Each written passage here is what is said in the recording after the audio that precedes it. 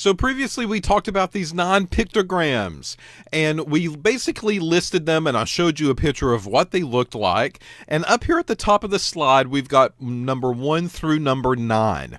And I said within these 9, there are 28 classifications.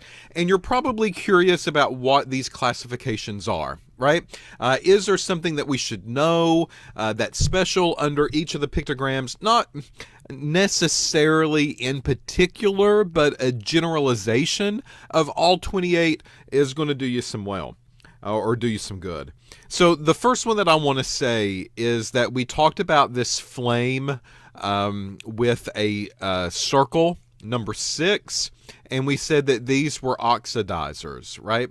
And I said oxidizers can be very explosive, they can be very reactive, depending on what they are.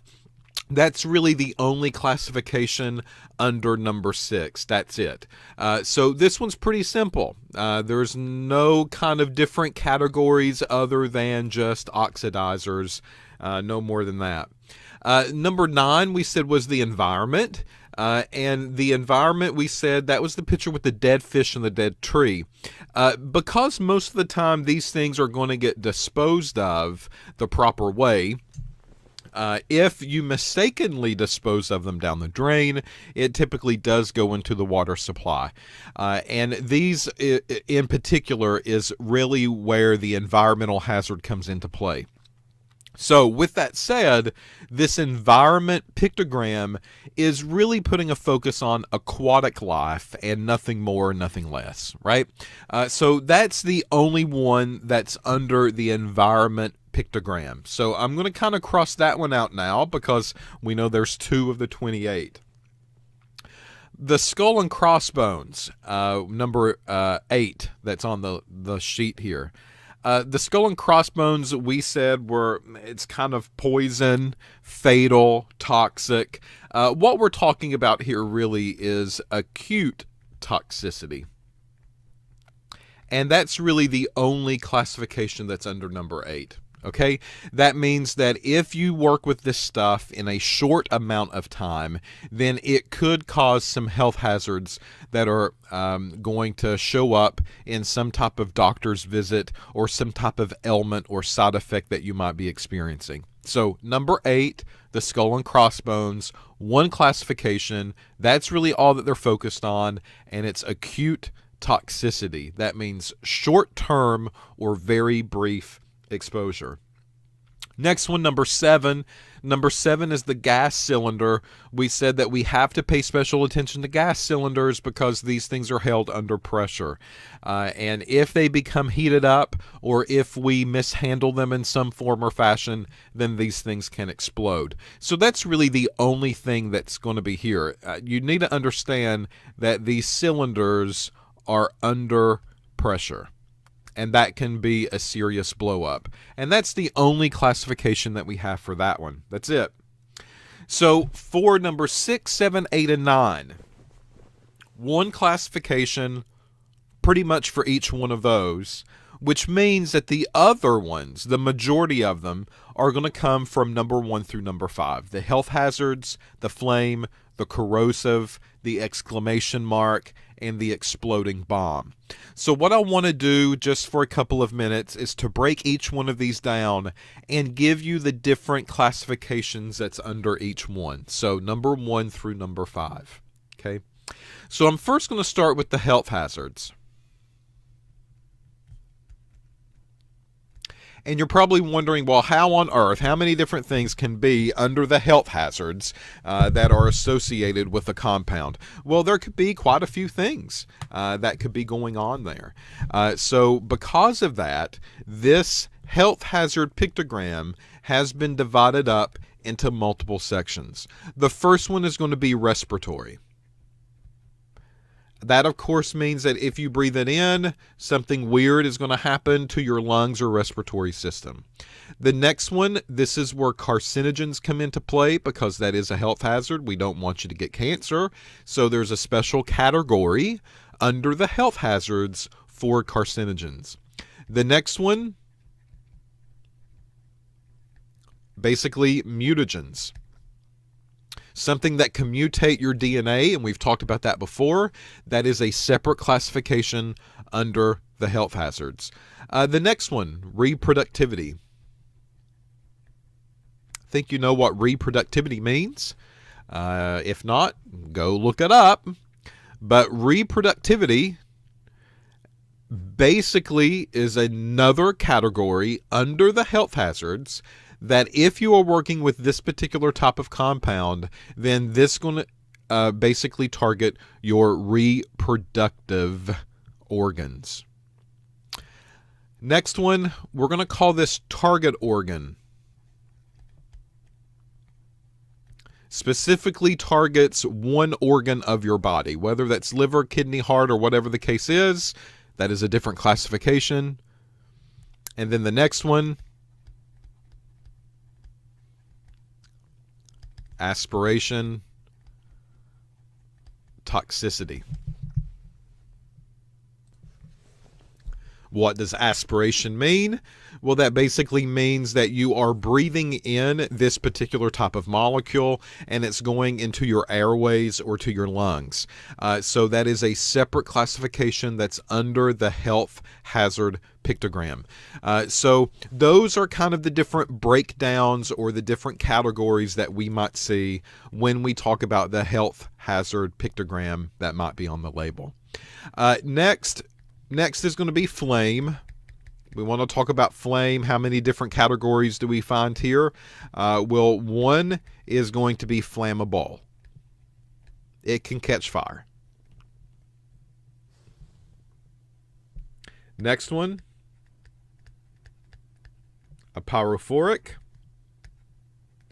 Next one, self-heating. Next one, emits a flammable gas. Next one, self-reactive. And our next one is an organic peroxide. Peroxides you're going to hear us talk about very often. And the reason is because peroxides can be very explosive. Now, I know this is probably not what you have been brought up to learn, especially if you're thinking about hydrogen peroxide, right? So hydrogen peroxide is something that's very safe. We associate it as being very stable. We pour it on our cuts and our wounds to disinfect things. Some people will take hydrogen peroxide and wipe their countertops off with it. Some companies have put hydrogen peroxide in cleaners because of that reason. So peroxides is something that we've always gotten accustomed to as being very good or being very safe. But that's not the case in a laboratory. The reason is because you are working with a very dilute formula of a peroxide when you talk about hydrogen peroxide. Most of the time it's 3%, people. 3% hydrogen peroxide. The rest of it's water. So that's why you have become very comfortable with using hydrogen peroxides for multiple reasons. Now, in a laboratory, a real peroxide is very explosive. We actually can get peroxide crystals around a lid. And if you unscrew the cap of the lid, then those peroxide crystals can blow up. And it can make the container blow up. It can give you damage to your hands or your arms or to your face. And it can even make the whole room explode. There has been instances where some peroxide crystals, bomb squads, have to go in and they have to remove these chemical containers from laboratories because of the fear of peroxides. So these things are not to be taken lightly, and I just want you to keep that in mind when you're actually in there working in a laboratory and you're using some type of peroxide maybe for that day. Self-reactive, you know what that is. It basically can react with itself. If given a chance, these things are very temperamental and they're not very stable at all. Emits flammable gas, you know what that means. This compound is probably giving off some type of vapor, some type of fume. That vapor and fume is flammable. Maybe the liquid or the solid that it's coming from is not, but the vapor that it's giving off can be. Self-heating, well, that basically means use it a little bit, give it some disturbance, and you're going to start to see that stuff heat up on its own. You do not need an outside source of heat at all to get the stuff warm. So I think by going down through the list, again, you can kind of use some common sense. Think about what these terms mean, but these are some classifications for the flame category that we might see under the pictogram. All right. Up next, we're going to be talking about the exclamation mark.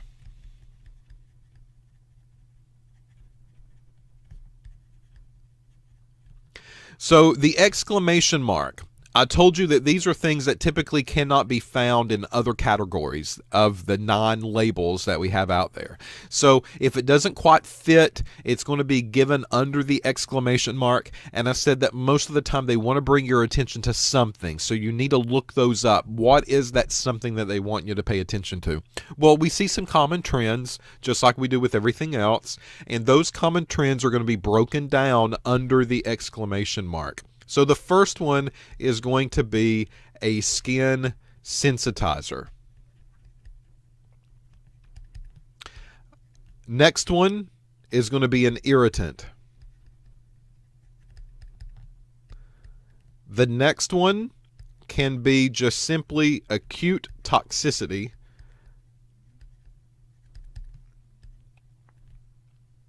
Next one, narcotic.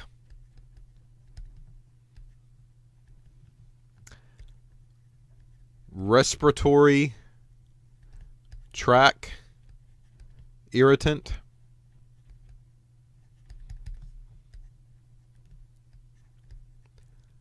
And hazardous to the ozone. Those are some of the exclamation marks, and those are some of the main categories that fall under that pictogram. Again, you can go through, take a look at those terminology sheets that we went over previously in a different video, and it will give you some of the definitions of some of these terms. You're probably looking at acute toxicity, though, and you're thinking, acute toxicity, I thought that we already did that. Wasn't the skull and crossbones? The answer is yes. However, sometimes compounds have more than one pictogram that they might want to show, or more than one thing. And here we see acute toxicity show up all over again. It means that it's very harmful, right? The irritants, just notice it's just an irritant, right? It could maybe rash, it could maybe scratch, it can maybe burn. These are short-term effects. It's going to make you uncomfortable for a little bit. So you can kind of see the relationship there. The respiratory tract irritant, the irritant in general, the skin sensitizer. Think of allergic reactions and things that go on in that case. Those are kind of the things that we're talking about with the exclamation mark. Narcotic effects. Of course, some compounds give us narcotic effects, and these can be a number of different ones that we might be using in a laboratory. Narcotic people would love to have these as substitutes, but they're not going to get them because they don't know that they exist, and they need to be kept that way as well. But there are compounds in our laboratory that you will use that if you do snort it, or if you do eat it, or if you do drink it, or if you do inject it, you would get the same kind of effects as any type of common narcotic would be out. That's, of course, illegal for you to have. Okay. The next one, we're going to talk about corrosion. Corrosion can be our skin corrosion, burns. Eye damage also falls into this category, and corrosive to metals would fall in this category as well. So it's going to eat your skin, it's going to eat metal. If it gets into your eyes, it will eat away all of the nice jelly mucous membranes that your eyes will have, and you could go blind because of it. So this is the pictogram that basically shows the 2 test tubes, one pouring down onto a piece of metal and one pouring down onto a hand. And then finally, the last one is the exploding bomb. All right. The exploding bomb is going to have 3 different categories. One is just explosives. You would kind of figure that as well. The next one is also self-reactives. So that means that this stuff is going to blow up and it doesn't need anything else to blow up when it does. It can just use itself in order to blow up. So these things are not going to be very stable. And then finally, the next one are going to be organic, spelt that wrong, sorry, organic peroxides.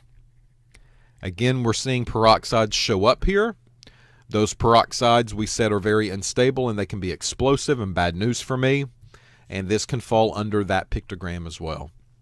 So there's kind of a generalization of the non-pictogram symbols, what they mean, and a little bit more detail that goes on the inside. Okay. So coming up next, what we're going to be talking about in the next video is this abbreviation of NFPA. We want to know what that stands for, what is the NFPA, and what is their role and what do they do. So that's what we'll talk about in the next video. We'll compare that to the GHS. We'll talk about the differences between them and why both of them are needed.